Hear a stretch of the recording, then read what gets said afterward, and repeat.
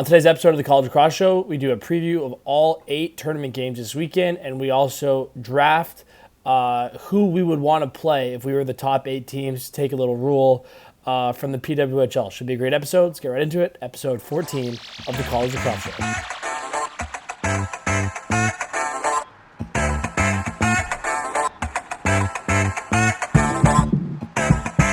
All right, hello, welcome back. Episode 14 of the College Lacrosse Show.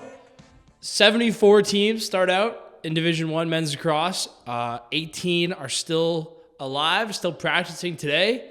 And I'm joined by the hardest working man in lacrosse media. What's going on? Well, that's very nice of you to say. I'm doing good, man. I'm a little light on sleep. I spent a very long amount of time yesterday at ESPN headquarters, which was super cool, covering the PLL draft. Congratulations to everybody in the college lacrosse world that got drafted last night, the 32 kids who heard their names called, the 24 or so more who will get added over the next couple weeks. A lot of the draftees are going to be guys that are playing this weekend and in the tournament over the next couple weeks here. We're going to be playing for a Final Four, so definitely a fun time, but I spent a lot of time too trying to get to the bottom of this bracket and the tournament, and man, it's just a lot to get through, but it's fun.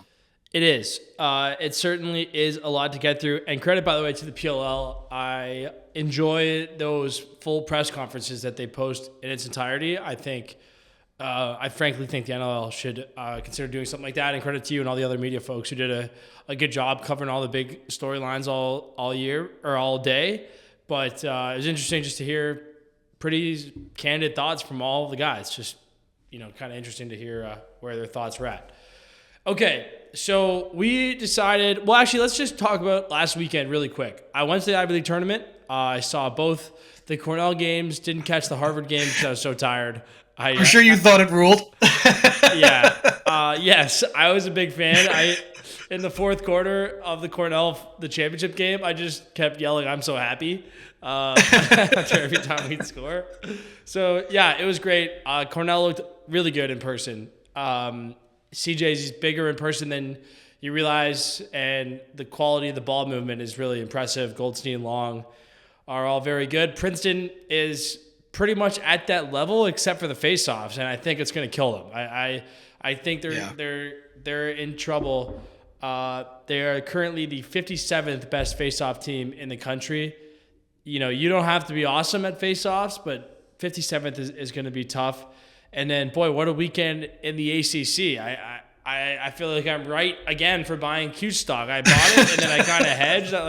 Maybe I was right. I was just a P word after they lost. And Duke won. Where this Tomas Delgado is like one of the craziest stories of the season. This guy's like a first-team All-American, looks like, out there. Connecticut bias, but of course I saw Delgado coming. He's a Connecticut kid. But it's just something that happens with Duke, and it's like every year it's not always that they find somebody like Delgado, but they find a gear, and it felt like they took a little bit longer than used to. I was like, is Duke going to be able to do it again this year? But they are they're a tough out. They're a dangerous team. Like between Delgado and Charlie Johnson also looks like a first-team All-American. He's winning his matchup every week. The Duke team is really, really good. Yeah, Johnson is incredible, and Delgado is incredible, and I can't believe how many minutes those D-middies play, Gray and McGuire, and they still don't get beat. I think that is absolutely a losing formula to play the same two guys that many times, and their conditioning is sick. And they play a few other guys too, but most shifts it's pretty much those two.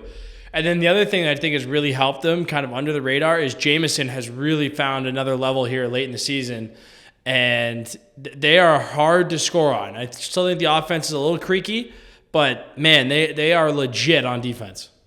Yeah, they've put McAdory back in attack, and I don't love it. Far be it from me to second-guess Duke's offensive coordinators and stuff, but McAdory is just so much better to me as a midfielder. With the amount of space that you get when you dodge as a midfielder, the being able to move to kind of other parts of the field, his kind of explosiveness and running into space is like where he's at his best.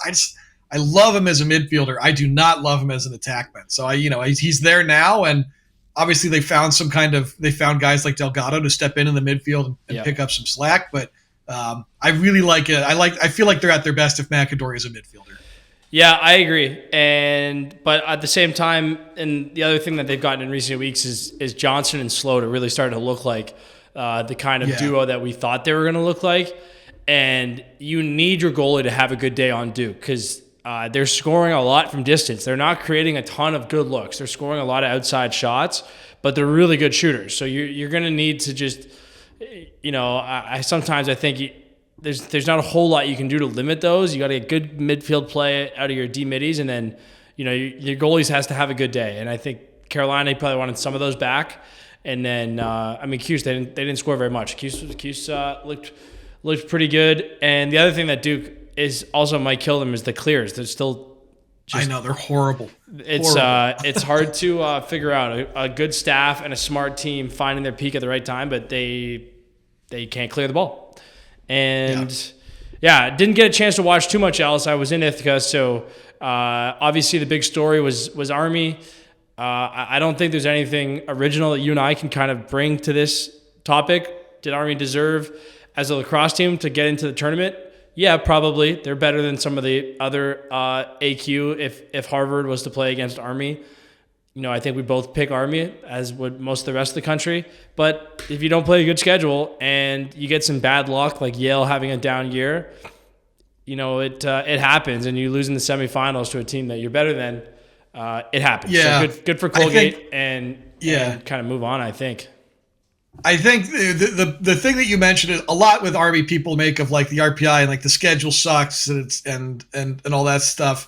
I think you do need to couch it kind of with what you said, where some of their wins that they might have thought were going to be way better RPI wins, they ended up actually being like, I'm sure when they beat Yale early in the year, it was like, hell yeah, that's going to help our RPI in a big way. And I'm sure that win did nothing for them, but like Rutgers is doing nothing for them. UMass is doing nothing for them. And there are years where those wins are great. And this year that just was a year where they weren't. I feel like I wonder if there's a way to adjust this tournament. And so I was talking to somebody else about this, but like take the last two at-larges, right? So take like Harvard and Army as your last two and have them play in, but have them play in to come in at like the 7 or 8 line or something like that instead. You know what I mean? Come in the middle of the bracket. It makes the route probably a little softer for Cornell or Maryland this year. Makes it easier because they won't see those teams. They wouldn't see Harvard or Army until like, the end of the line. But it kind of creates an opportunity for the last two teams there to get in, or maybe, it might just be a unique solution to like this year. But, it's just something I was thinking about because like you said, like Army, I would take them to beat, if you put them on the field against just about everybody that made the tournament, I would probably pick them against like maybe 2 or 3 teams. Like I really think they're that good. But we don't get to see it because the math is the math, and the committee does this with the math, and that's it. Yeah. Yeah, I agree. And if you want to use eye tests, well, we didn't see Army play that many good teams. So it's like it's hard to do the eye test thing. What eye test am I going to get out of watching you beat up on someone? And also a down Patriot League year. Beating Loyola is usually a hard thing to do, and it doesn't mean anything this year. Now, you could play that both ways. Beating Lafayette did mean something this year, relatively speaking, but it's hard. Okay, we have a bit that we want to do. So the PWHL, Professional Women's Hockey League, they have a bunch of kind of inventive, exciting rules that they do. And one of them, which sports fans have kind of been clamoring for forever, is playoff teams, the higher seed gets to pick who they want to play in the playoffs. Instead of going a true bracket, the 1 seed gets to pick who they want to play. And I thought it would be an interesting thought experiment to kind of go down the line. We're taping this on Wednesday, so the play-in games have not happened yet. So I think, Dan, let's just take the play-in games as like the winner of. I think we'll probably just go the first 2 there. So why don't we just skip? I think Cornell would. I guess Cornell might take the winner of Air Force RMU over Albany Siena. But then Maryland certainly would take the other play-in game. I think we're probably both in agreement there. Yeah, I think they would obviously both stick with, kind of what they've got. I think if you want to, try and get nuts with it and, say they can't take their play-in opponents or something like that, I would bet, I think I would like Cornell to maybe take, a Richmond or something like that. You know what I mean? Strength on strength game, but enough places where I think Cornell has an edge in the midfield. So, I started looking at that instead of just being yes, I'm sure Cornell would love to play Siena. Then you can do it a little bit differently. But I think, Cornell's going to want the winner of Albany Siena, and that'll be fun because those are fun regional teams playing each other there. Yeah. And then Bobby Moe at Air Force is a fun game. Maryland would take that too. The Maryland, I think, would take that because both Bobby Moe and Air Force are teams that have kind of a prolific scoring attack group. And I think the way Maryland is set up is schemed right now to just win a matchup with your best attackman and say who else can beat me. And I don't think those offenses run deep enough. Yago and Driggs for Air Force are one of the better attack duos in the country, but are they ready to take on Schaller and McDonald and Larkin? I don't know if they're ready for that. Right. Totally agree. Okay, I'll lead us off here, starting with the 3 seed Princeton. So the 2 play-in games are off the board. I'm going to go with Harvard because Harvard is one of the only teams in the country who's worse at faceoffs than Princeton. Princeton has the 57th best faceoff unit. Harvard has the 70th best faceoff unit. There's only 74 teams, and that includes Hampton. That includes first-year programs. That includes everybody. Harvard is one of the very worst faceoff groups in the nation. And when you look at the scores, Harvard's actually done pretty well defensively against Princeton.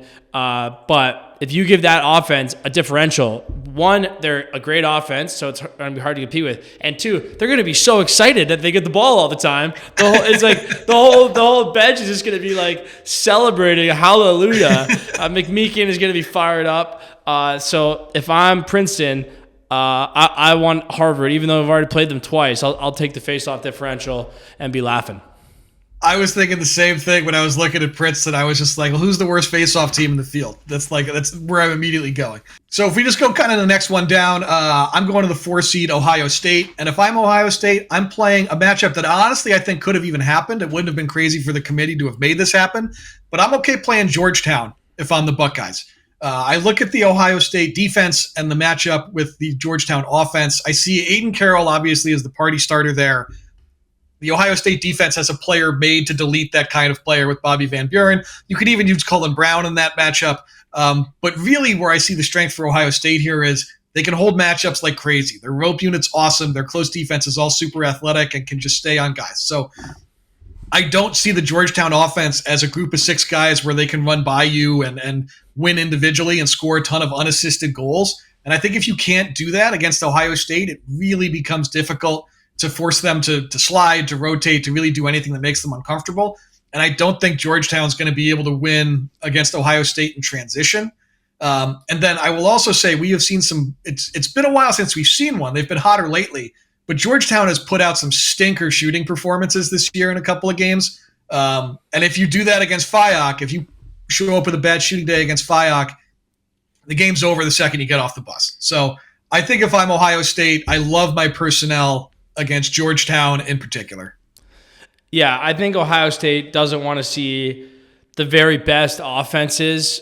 And, if you don't have a great offense, I think you're pretty much screwed against Ohio State. And also, should say, in the real bracket, Ohio State probably got the worst hose job of anyone, and it is likely travel related rather than seeding related, as most of these listeners know. The top 8 teams get seeded, and after that, there's a whole bunch of variables that go into it.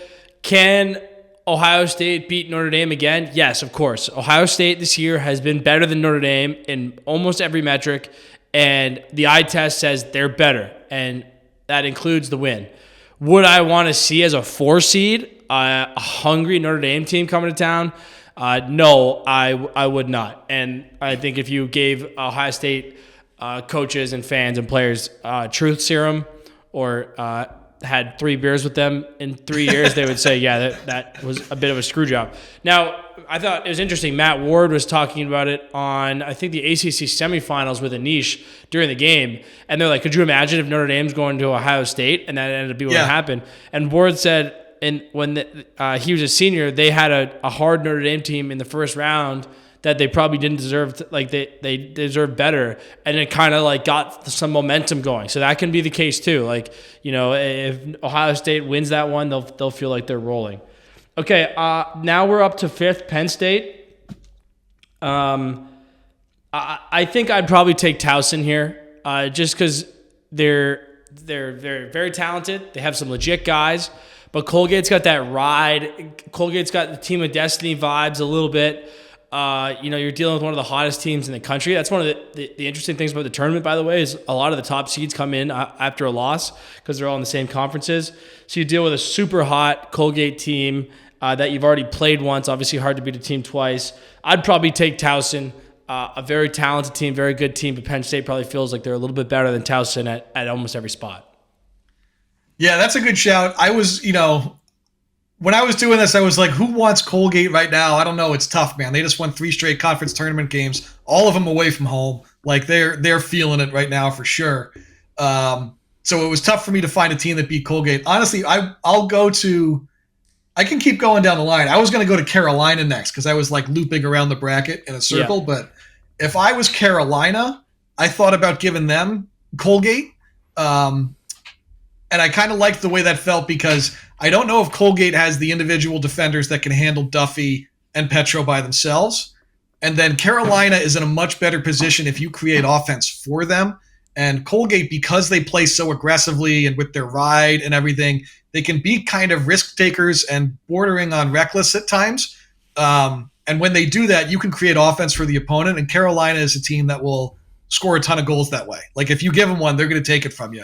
They won't screw it up. They'll bury it. So when I was looking at Carolina, I thought Colgate is a matchup for them that I think I would like. I would feel like Duffy has an edge on all of their defensemen. I feel like they might not, play good enough team defense to handle a guy like Petro shooting from all over the place. And I feel like Carolina would be able to steal some in that game by, running a good ride of their own or just being athletic enough in transition to get through the Colgate ride and steal some goals. Yeah, I think Carolina is in for one with Richmond. I don't think that was a great break for them. I think they would have definitely preferred a team that is a little bit less structured, gets up and down. Okay, 6 is Cuse. So I think Cuse would have probably taken Colgate, but let's assume Colgate is off the board here. That basically leaves Richmond and Notre Dame. I think most teams would probably rather play Richmond than Notre Dame, even though Richmond, I think, is probably better. I think the playoff boogeyman of Notre Dame kind of looms.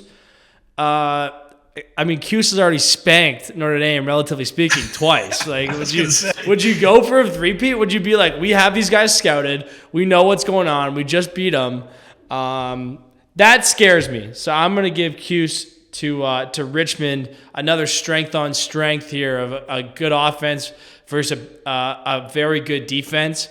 I like the matchup with Cuse's depth versus Richmond, who has these stud defenders up top. Can you get after their 5th and 6th guys? I think maybe you can. So we'll send Cuse we'll send Richmond up to the Dome. Yeah, I like that. I think that's one of those games where you got to be mindful of how often you foul. I think Richmond has guys who can shoot, guys who are crafty finishers. Yeah, they do. I don't think their man-up percentage is that great. I'm going to say they're actually, I don't even know if they're top 20 in the country, but I like Richmond in terms of personnel in that matchup, I think. The matchup then that leaves is number 7 Duke gets Notre Dame. Hell yeah. And I feel like we just succeeded here because that's a great game. Yeah. I think you wind up with a Charlie Johnson on Chris Kavanaugh matchup. That's awesome. The face-off battle there will be good. You probably get a good goalie battle in that game. I think the Duke rope unit is a place where that game gets decided. The question for Notre Dame right now is Matt Jeffrey going to be in your lineup or not? He was out in their last game. Officially, he is week to week, the whispers are that like he might not be ready to go in this game against, they're actually playing Ohio State. But if he didn't play against Duke, you're in a place where you no longer feel like you have to double pull the Notre Dame midfield. You have to pull Faison, and that's it. And if you have to go from needing to double pull the midfield to not having to do it anymore, it completely changes the way you defend a team, the way you can play team defense, where you worry about your slides happening. Like it's a whole lot easier, honestly, if their only midfielder that's going to scare you as a Dodger is Faison. So I think Duke Notre Dame is an interesting game and would be great. Duke kind of finding the stride at the right time, having to deal with a really good Notre Dame pull group, and Notre Dame maybe having to try and figure out some offense against the Duke defense that is dialed as a 6v6 unit. Yeah, no, totally. I think that was good. Interesting thought experiment. Again, I think Penn State probably feels okay about playing Colgate. Ohio State, again, I think cut probably the short end of the stick, but a lot of good games here and a lot of rematches as well as we get into it. Okay, so we are going to go through the 8 games. We're not going to touch on the playing games. Those will be done by the time this comes out. And, there's not a whole lot to say on those games. Anyways, we're going to do this Pardon the Interruption style. So I think let's target 4 minutes. We'll go 2 minutes apiece on each of the games and just kind of rip through what you're looking for, what you think the keys to the game are going to be, and just any kind of, just general thoughts. Keep it pretty loose, and we'll go through the game. So let's start with Carolina-Richmond, what I think is probably going to be the best game of the weekend, also the first game of the weekend. And why don't you lead us off? Yeah, Carolina-Richmond, it's going to be like a trendy, like air quotes, upset pick for people to take Richmond, but I don't even know if I would call that an upset. I don't think anybody will be surprised if Richmond wins this game.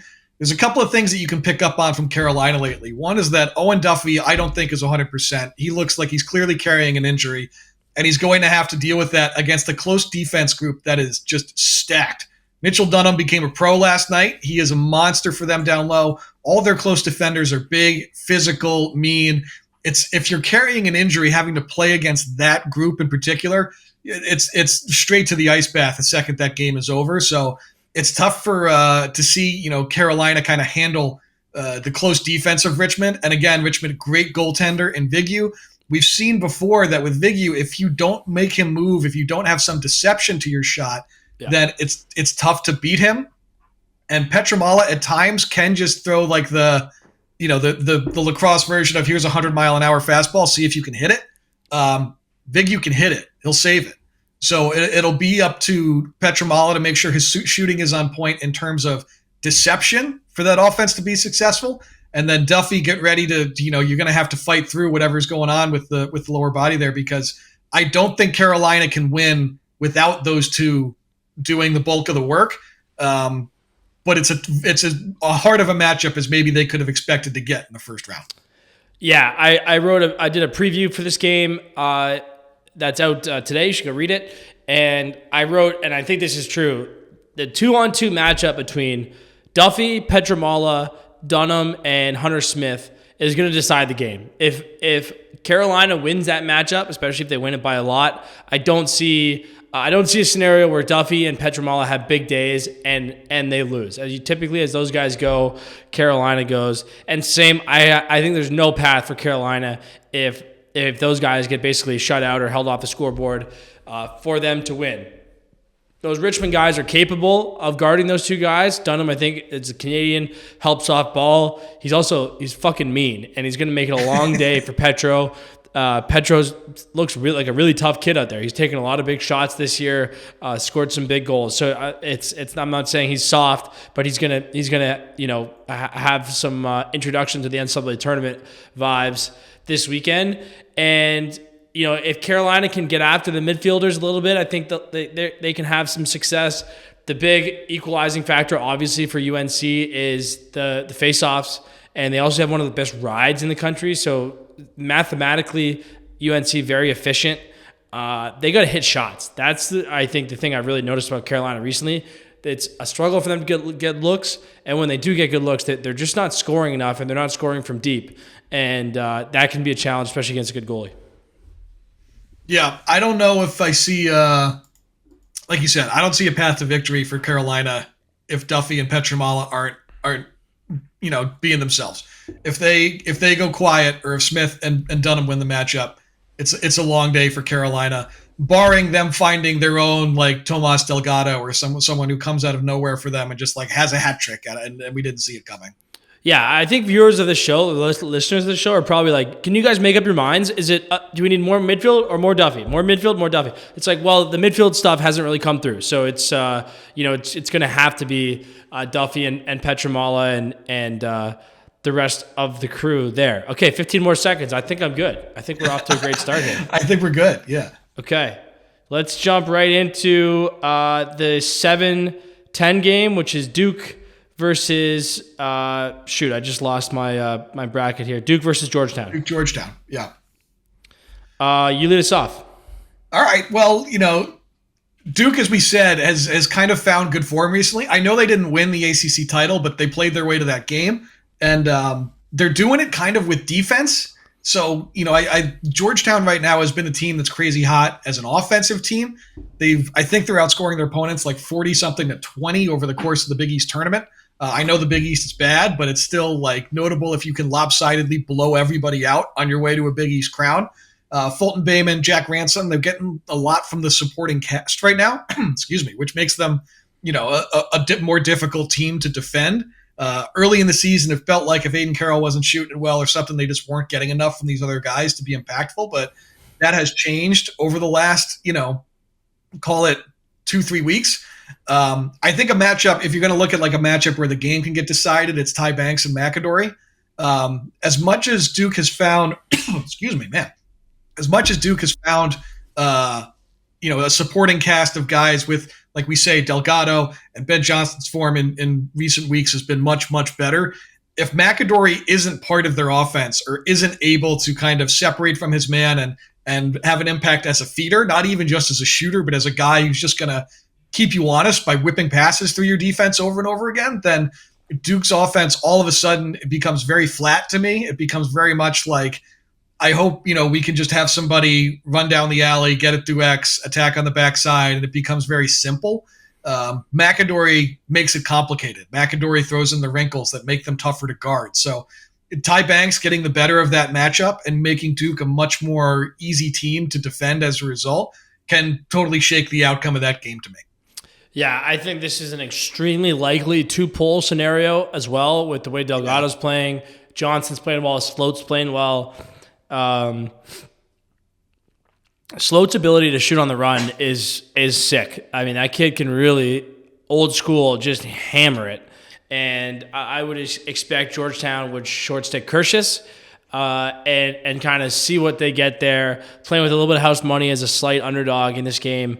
I agree. Duke's been in good form. They smoked Carolina, and then they really should have beat or should have at least gone overtime against Cuse. They dialed up a good play against Cuse. Too many stick work areas. Duke's got to be sharper. You can't just throw the ball away like they did and make a deep run in the NCAA tournament.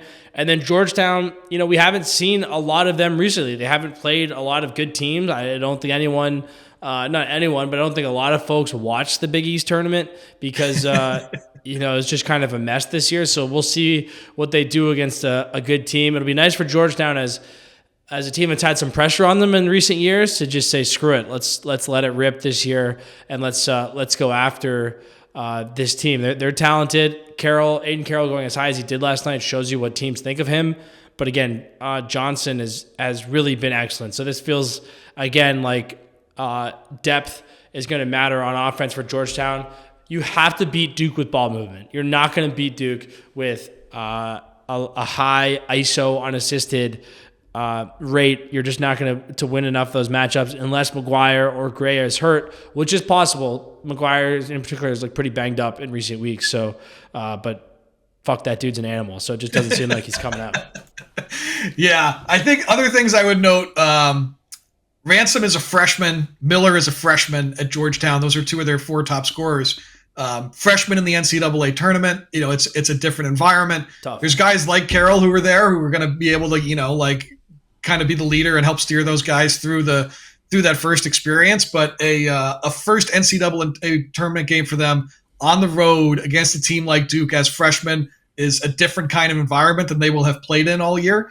And Duke on the other side, we haven't mentioned here Eric Molliver, who's like a grad student there who has been, to the end of the line in terms of, a college lacrosse season, and can be a guy who's saying, like, I've been there, get on my shoulders, follow me, let's do this.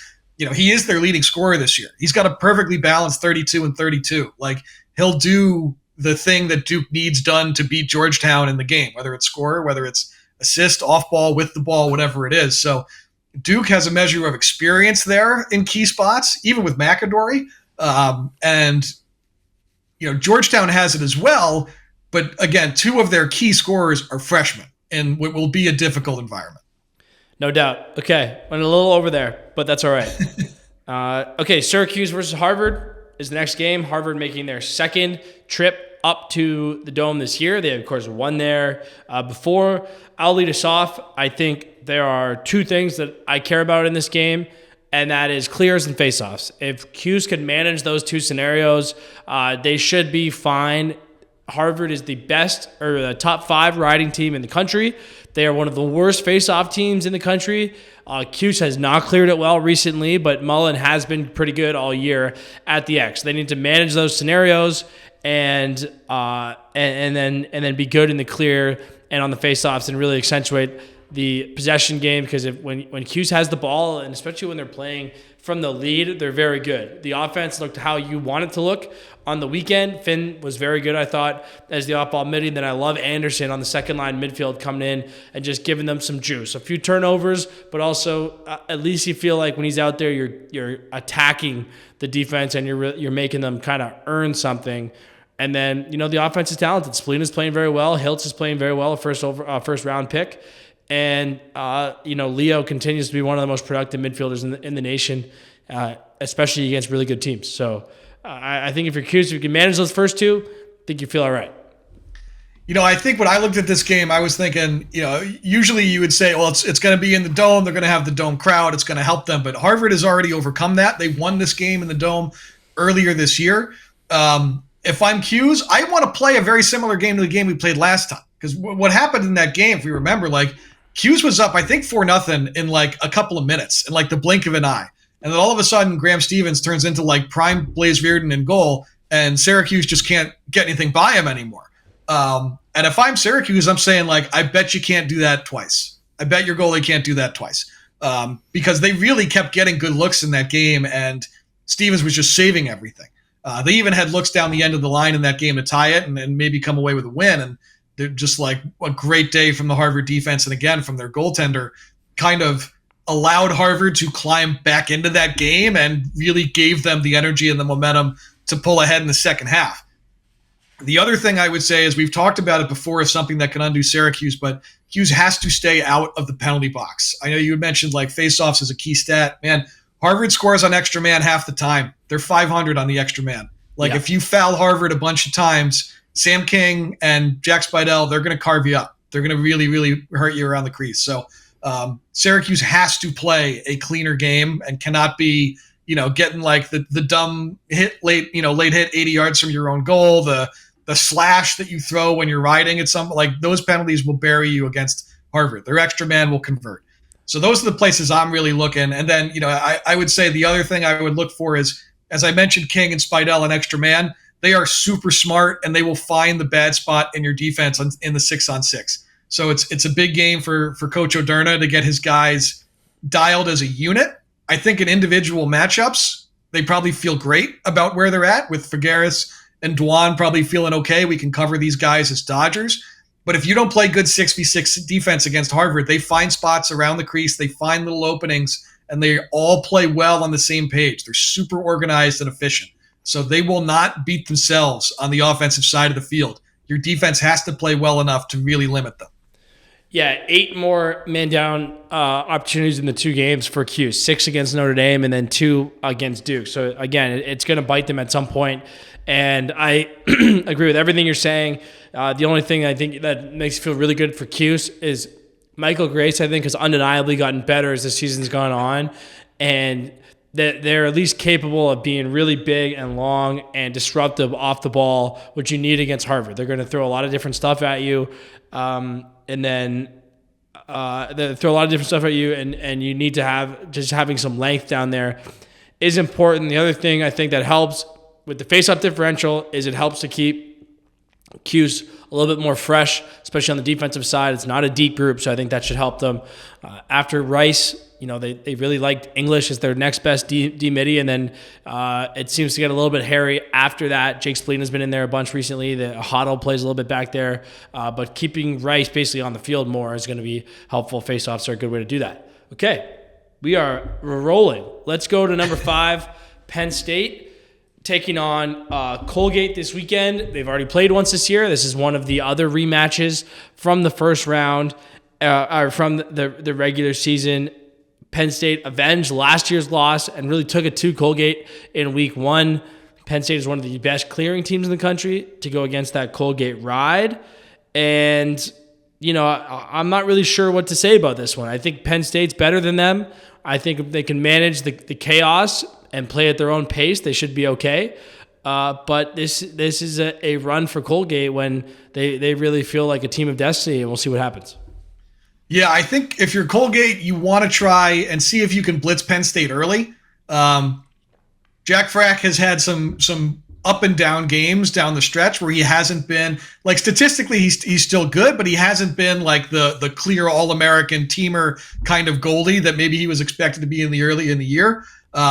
So if you think you can get to him early in the game, if you can get like a quick ride back goal, win the next face-off score, like quick 2-3-0 to see if you can rattle Penn State defensively, then that'll be big for Colgate. I will say, as good as Colgate's ride is, Penn State commits the 7th fewest turnovers per game in the country. They don't usually like chuck the ball around and give it away. They don't always play super high octane offense, or at least sometimes the level of offense we would expect in recent years. This isn't like Ament and O'Keefe out there, but Trainer is really good. Aquino is really good. Like, they have a lot of talented players on that end of the field. So I think this is a game where maybe you would say Colgate maybe show a little zone, see if Penn State can score from range, see if you can beat them without having to worry about guarding Trainer one-on-one or try and throw a wrinkle at them that way. And then if you can jump on the Penn State goalie early, I think that helps you. But I don't think, as good as Colgate's ride is, and as much as they like to play like we're aggressive, we're just coming at you all the time, early offense, that's how they've lived and died this year. Penn State doesn't turn it over a ton, and you can't count on them to beat themselves. And I don't think you can count on your ride necessarily to get you a bunch of turnovers in this game. Penn State's been good against this stuff. Yeah, statistically speaking, Colgate is the worst defense in the field. They are the 56th best defense, the 3rd best offense in the country. So from a strengths and weaknesses point of view, Colgate is about as clear as it gets. Colgate wants to play a track meet style game. It is a clear clash of styles. In this one, I'm going to lean towards a team that I think is probably a superior talent-wise, and has the ability to slow the game down. And I think the only way Colgate wins this is if it really becomes chaotic. Penn State is too well coached, I think, for that to happen. And as long as Penn State is ready to play from the whistle, which we've seen be a little bit of an issue this year, I think they should handle Colgate. But again, you got to show up and play the game.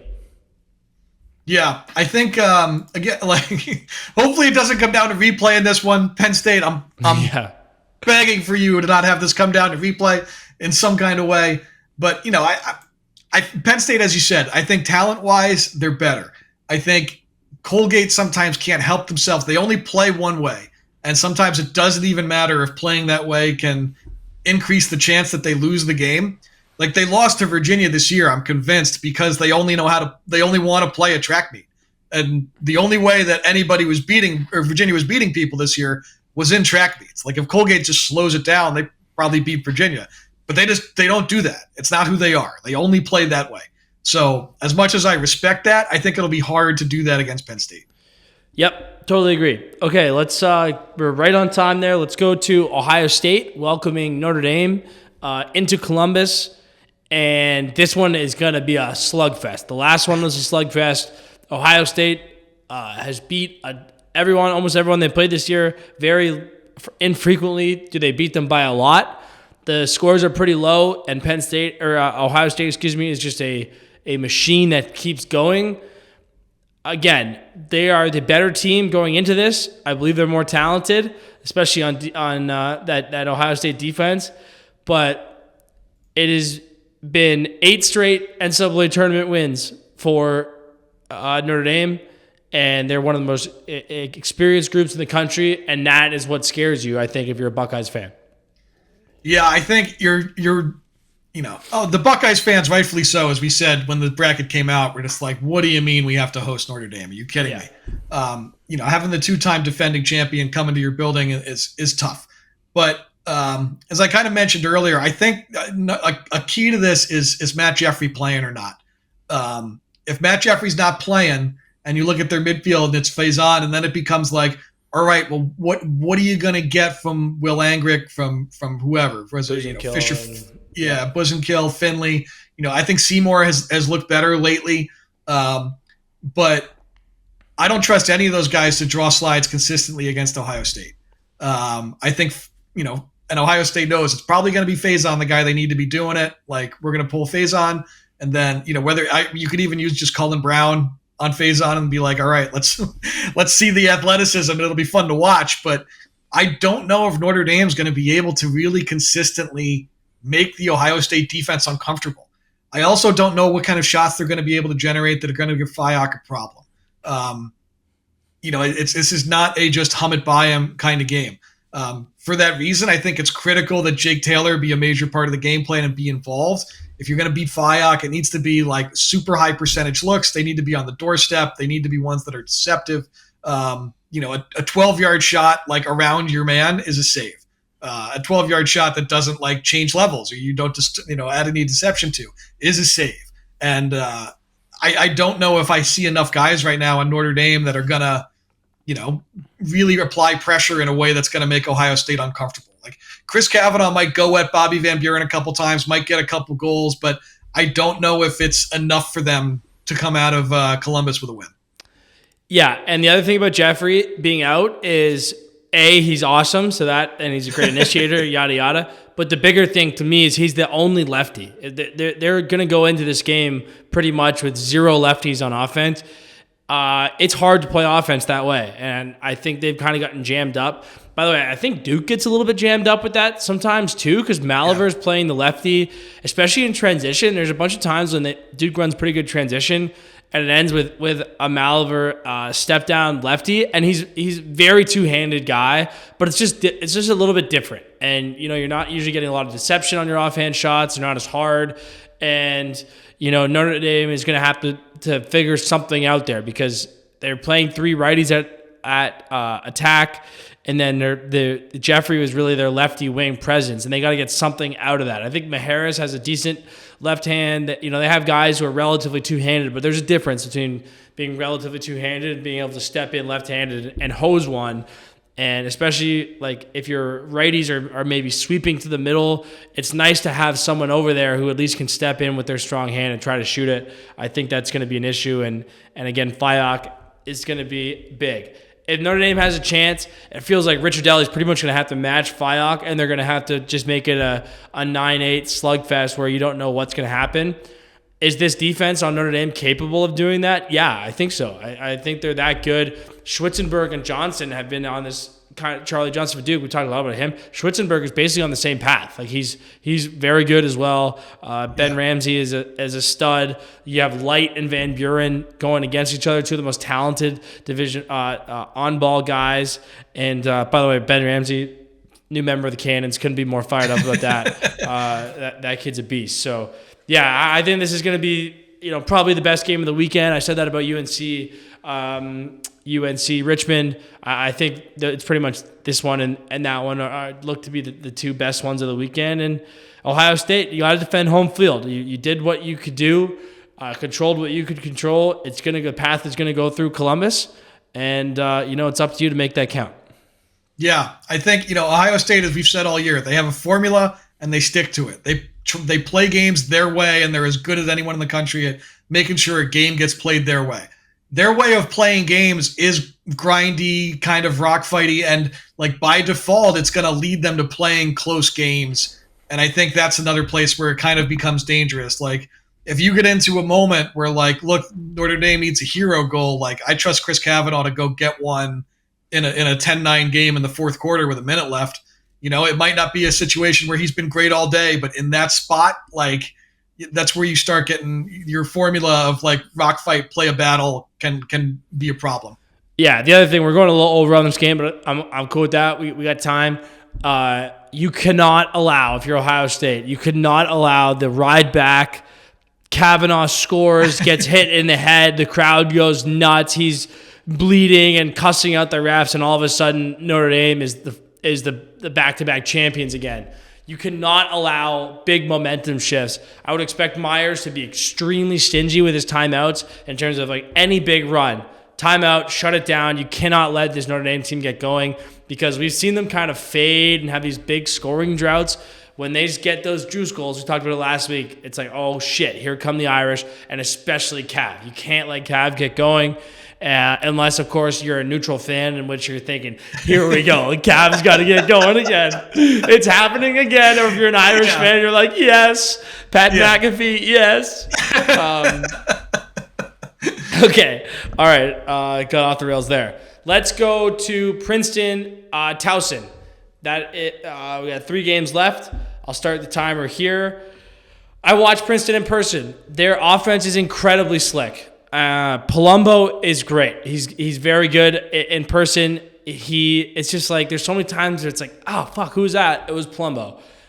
Their attack is very good. Kabiri, another guy, by the way, bigger in person. He's a load to deal with, and Croddick was outstanding. He really kept Princeton in that Ivy League championship game, and then they're just slick all over the field. The one play when they get the slip pick at X and he goes BTB to Burns, who gets the tap in. You just don't see a lot of guys make that play. Those used to be reserved for the Canadians, and now the Americans are doing that too, which worries me a little bit about the future of my kind here playing this game. I saw that play. I'm like, hey, wait a minute, that's not allowed. So, yeah, but it's just face-offs for Princeton. They can win face-offs, and I expect they will be able to this week. Towson, pretty much a middle-of-the-road face-off team. They're going to score a boatload of goals, and they're talented. Yeah, I think, as you said, the face-off spot is big. Princeton, it's wild to think about it, but after that Maryland loss, if Princeton wins that game, they're the 1 seed in the tournament. Yeah. And, I don't think they've been the number 1 team in the country a week all year. I'm sure they've gotten some 1 votes here or there, a week where the number 1 team lost and somebody new is going to be there. I would bet Princeton got a vote here or there, but they've never really I feel like they haven't been in our collective consciousness as lacrosse fans. Princeton's the number 1 team in the country, but the number 1 seed was there for them. And they gave Cornell all that Cornell could handle in that game to me. Yep. There was that key penalty late, which was what it was. And I thought that kind of shifted the tide of the game a little bit, but the key to this game to me is face-offs are the clear weakness for Princeton. I would not say that it's going to be a given that Princeton wins them. Towson's face-off man, Matt Constantinides, is super athletic. He was a quarterback also in high school, and he was one of these guys who would have 4 touchdowns in a game, 2 passing, 2 rushing. He's all over the place. And again, growing up, he's a Connecticut guy, but here he used to face off and stay on. So he won a state title in a game where he won 70% of the faceoffs and also had 5 goals. He's a gifted player, and he plays in a conference where faceoffs aren't too bad.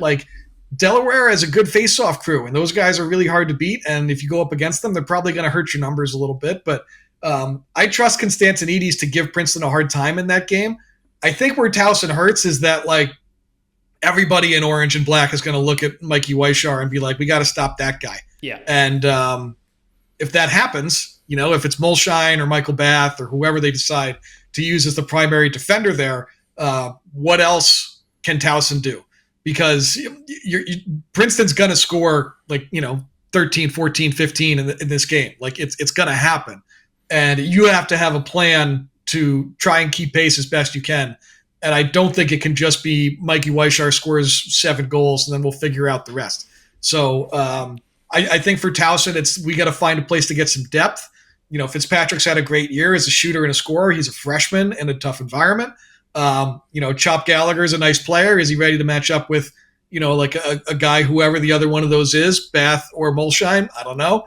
But for Towson, I think it's about, man, we got to find a way to create some offense outside of just Weishar doing everything. I think we need, obviously, Mikey to be special like he is, but this is not a game we can count on number one to win it for us.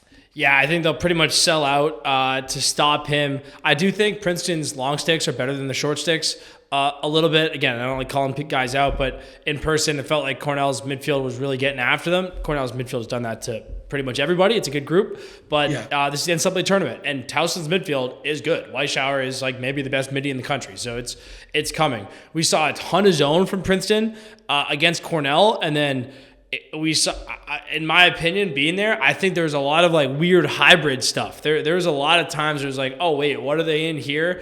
Maybe some of that was like miscommunication, but I also think they're doing some funky stuff there. Will they break that out against Towson, a team where they probably feel like they have athletic advantages? I don't know, maybe not, but if they feel like, Weishauer is going to run by their poles anyways, maybe you put that in. It's a good wrinkle, probably more of a, if Princeton can win this week, do they throw a bunch of this kind of funky zone at Cuse or something like that? Like, yeah, maybe. It was just interesting.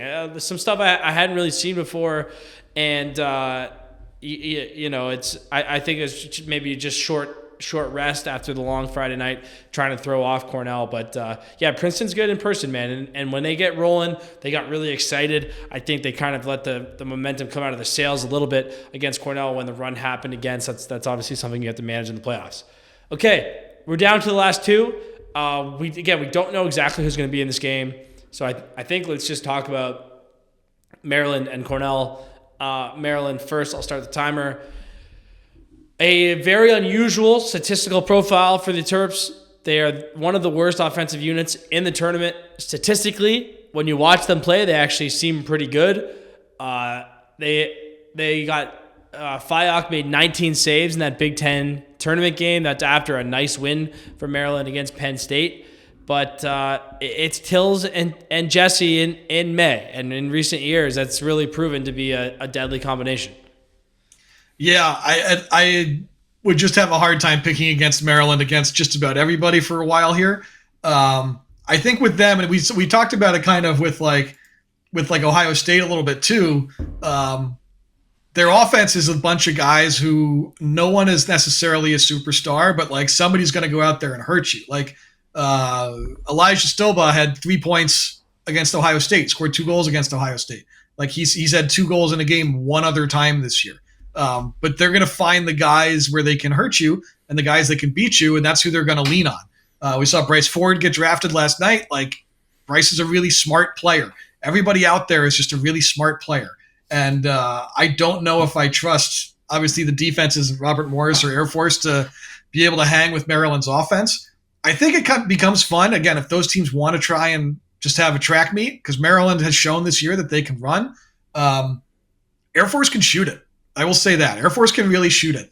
The best shooting percentage for a team in the country is Cornell. Doesn't really surprise anybody. The second best is Air Force. Like, they are a really good shooting team. So if they were to try and, look, let's see if we can just put the cards on the table, let's run up and down, let's have fun, house money, and see what happens, they'll score some goals. But Maryland will be the team that's better kind of in every facet of the game against whoever they play here. Their rope unit, the way they can run is outstanding, and there's nowhere where you really see them as a team that's deficient right now. Yeah, my big takeaway when I watch Maryland play is Keegan and Ford are really good. Like they're really just useful players. You're gonna get the short stick on one of them. Will Daniel Kelly get a short stick at some point here in the playoffs? Probably. It seems like a pretty good likelihood to try to get the short sticks on Keegan and Ford. But they just kind of play. They just do their thing. They just play their offense. They have to shoot well. They don't create enough shots to not shoot well. They are the 43rd best offense. They're the 13th best shooting percentage, which, again, is unusual. and that number was way higher. Again, Fayock made 19 saves on the weekend, so that really shifted their shooting percentage on the year. So Maryland doesn't take very many shots. They work to get the ball to good areas. They play long possessions, and then they try to punish you at the end. It's been a good formula so far. Again, I think offensively they need to kind of pick up they're going to need to score more. It's going to be hard to go through this tournament scoring at the level they're scoring at, but the defense is legit. And again, Tills in May, you can look up the history of that yourself. Anything else on the Terps? I think I'm all set. I think I'm good with Maryland. I think we kind of expect how that game's going to go. Yeah. Okay. I'll lead us off with Cornell. Again, I was there. I'm obviously an alum of Cornell. Very proud watching the guys play. The offense is legit. It's very structured at parts, especially with the midfield. Kelleher can really punish you. I think teams still want to pull Firth to try to take away the two-man with Kirst. That's a reasonable, good strategy, I think. But then that leaves you with Kelleher, who's been a load. And the nice thing about Cornell, you cannot double pull. If you double pull, they're going to give it to whichever short stick or whichever attack when you pull, and they're going to put you absolutely in the blender. Mikey Long has this ability to find short sticks in the game. John Piatelli, my best friend, used to be so good at this, where he would always just get covered by a short stick. And it feels like Cornell is playing. And then all of a sudden, Mikey's got a short stick, and they get into some other good offense. The other thing I loved about Cornell is in the fourth quarter of an up-and-down game against Princeton, they went pick for CJ to his left hand every freaking possession in the fourth quarter. And it said, if you're going to beat us, that's fine, but deal with this guy 10 times in this quarter. And Mulshine hung in there pretty well, did admirably, but CJ is such a load, and he's got that ability to go right-handed down the alley and then roll back to his left. Everyone knows it's coming. Two things I find impressive. He's got that fake rollback kind of slip underneath move, which is how he scored his last one. And then that play, that dodge down the alley rollback, is turnover city because your back is to the defense. It's a free slide, right? I remember I did that like my first scrimmage, and Connor Busick told me, like, don't do that. Don't roll back. When you're going to roll back away from the middle of the defense, not towards the defense. CJ has such a good feel for what's coming behind him, and he doesn't turn it over in those scenarios. And it's just so challenging to deal with as a defender, because if you overplay the rollback, he just goes underneath and it's too easy. And then if you sit back at all, he just rolls back, left hand, shot, and goalies don't seem to be able to pick it up. Yeah, obviously, you covered CJ pretty well there. CJ was the first overall pick last night, to nobody's surprise. Yeah. He's now 14 goals away from the single season goal record. The Cornell offense is in a league of its own. As a team, they average 11 assists a game. Nobody else in the country has cracked 10. They share the ball as well as anybody because of what you just said. Like, they are smart enough, and as a group of six out there, they'll just move it to wherever it needs to be for somebody to score a goal. Most of the time it's been CJ, but like they're going to have, they have CJ is one of, I think 5 players on the team, 6 players on the team, something like that, with over 20 goals this year. So like they're as productive as it gets. I don't know if there's a place where I would pick against Cornell right now. Like they're able to score against everybody. I think Goldstein is a matchup nightmare too. Like he's shifty and electric and can shake most defensemen and can become their primary feeder. And then, Kelleher, as we said, it's like if he ends up with a shorty, like forget it. He's putting his shoulder through somebody and he's getting to the goal. So like Cornell is to me still the clear favorite here. I don't know if there's any way that one of these play-in teams, again, like the path to victory for Siena, for Albany, is to try and be like, they're going to score 16. Let's see if we can score 17, I guess. Like Albany has like Colton Marquis and Silas Richmond and Doherty. Like they've got guys who can fill it up, but they are not ready to handle the likes of Kirst and company. Same thing with Siena. Senior attack that can fill it up, but man, the defense will not be ready to handle what Cornell is going to throw at them. So, that's the way those games are going to go. Yeah, if there's one worry for Cornell, it's Kaskadin plays a lot. And he's been excellent. He was very good in that Princeton game. but Cornell scores so much, and they have given up some goals. There's a lot of faceoffs in these games. He took like 34 faceoffs or something like that in the Princeton game. The kid is an animal. Another guy you have to see in person is Jack Cascada, and this guy, he's another bigger than you realize. He's a beast, dude. And a lot of the faceoff guys are. A lot of the good ones are. There's not very many good faceoff guys who aren't physically imposing men, but yeah, he's just got a lot of miles on him. Again, kind of like McGuire from Duke. He's in unreal shape. He's a beast. He doesn't seem like he wants to come off the field, but I think that's something hopefully Cornell can either get a little bit more production out of their second faceoff guy, or ideally get up by a little bit and be able to give him a little bit of rest, because he's going to have a lot of faceoffs coming. Again, Albany's good. Cornell's already seen them.